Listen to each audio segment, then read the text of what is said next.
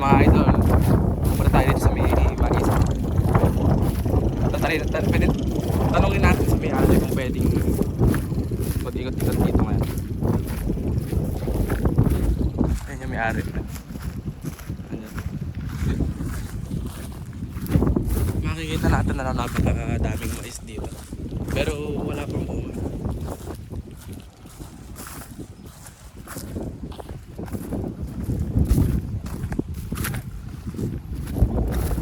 Mamaya!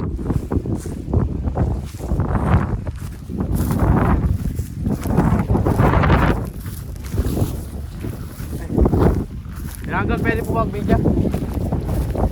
Video. Ayan. Pasok tayo.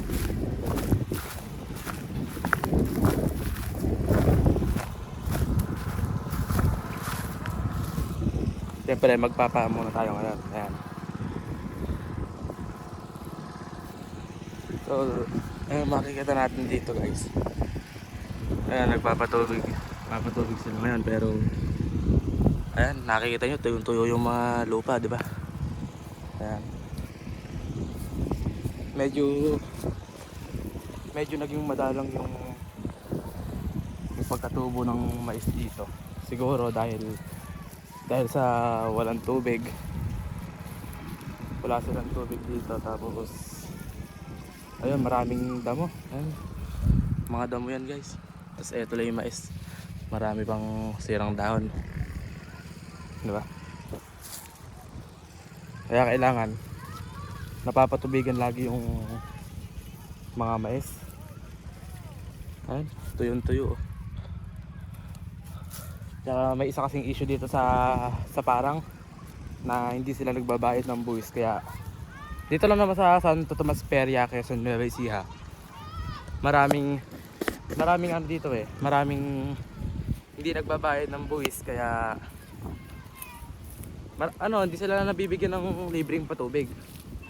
Siyempre nauubusan din ng tubig yung ilalim ng lupa, mahina yung agos, minsan walang nakukuha yung mga bomba, kaya minsan hindi sila napapatubigan.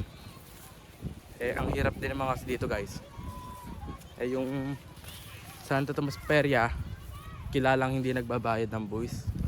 Siguro kung magbabayad sila ng buwis dito sa tinatawag na Nawasa Dam, yung nagbibigay ng tubig dito sa Parang, siguro maganda yung magiging tubo ng mga pananim. Ayan. Pero tingin ko dito sa nangyari dito sa maisa na to, dahil ayan, nakikita niyo naman, diba? Napakadalang, madalang ang naging tubo, madalang na. Tapos ayan pa yung mga nangyari sa dahon. Kaya kitang-kita nyo naman, diba? Kaya sana yung mga tao dito guys, sa inyo, yung mga, kung may nakakapanood man na nagtatanim dito ng bukid, sana kahit tayo ng buwis, diba? Kasi yung mga poso dito, yung mga, alam nyo, yung mga poso, hindi sila, yung ibang poso nauubusan ng tubig, nauubusan ng balong dahil walang nagpapatubig sa mga irigasyon. Mga kulang. Ayan. Siguro kung bibilangin natin kung gaano nakatagal to, aabotin siguro ng mga 2 months na. 2 months na itong mga mais na to, pero makikita nyo naman, maliliit pa sila, diba? Napakaliliit pa. Kawawa. Logi na, tubo pa. Wala nang kikitain yung nagtanim dito. Siguro kung mapapangalagaan pa, kung marunong pa yung nag-aalaga, di kaya nila. Papakita ko sa inyo kung gaano kalawang. Ayan, mula doon, ayan. Estimate ko dito kung gaano siya kaluwang. Siguro nasa ano siya, aabutin siya ng dalawang lote lang. Comment nyo nga guys kung ano tawag dito sa halaman na yan. Ayan, kawawa ang mais. Dahil sa mga kapabayaan ng magsasaka, gagawin din naman kasi nila yun, gagawin din natin sila nagbabayad ng mga buwis, diba? Ayan, makita natin dito, ayan. Sa gawing gitna, medyo maganda rito, puntahan natin ito. Puntahan natin.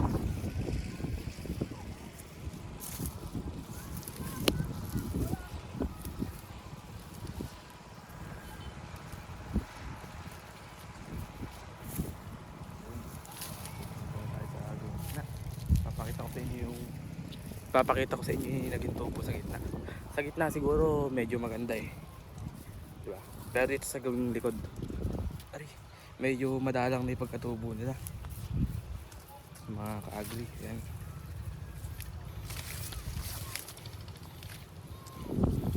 Ayan. Ganyan nangyari. Yung tuyo ang lupa. Ayan. Makikita natin dito. Ayan. Diba? Tinaniman nila dito yan. Tinaniman pa nila yan. Ayan, may mga tanim. Papatubig sila. Pero nagpapatubig sila siguro matagal na bago pa ma-upload dahil sa hina ng agos. May dito na diligan na siya. Sa gitna may dilig na yan. Kitang-kita natin.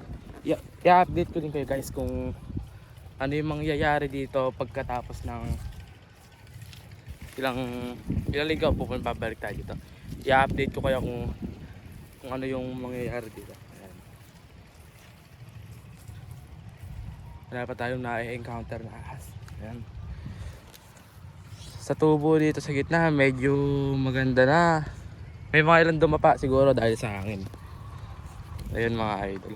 Yun lang ang hirap dito sa pagtatanim ng mais. Kailangan talaga maalagaan siya ng mabuti siguro.